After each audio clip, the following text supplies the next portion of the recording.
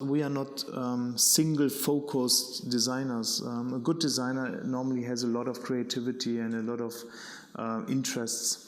And I think it's good if a portfolio is showing these interests and showing the ability and the skills, different skills, 3D skills, sketching skills, conceptual thinking, interior, exterior, to find a balance. If you focus in your portfolio only on one thing, you might also lose the chance to learn about other things. I also met exterior designers who were not very successful in exterior, but their biggest dream was to become exterior designer. But once they were in the company, they realized, wow, interior design is actually something which is super interesting, which I never thought about, and where probably I have even more skills.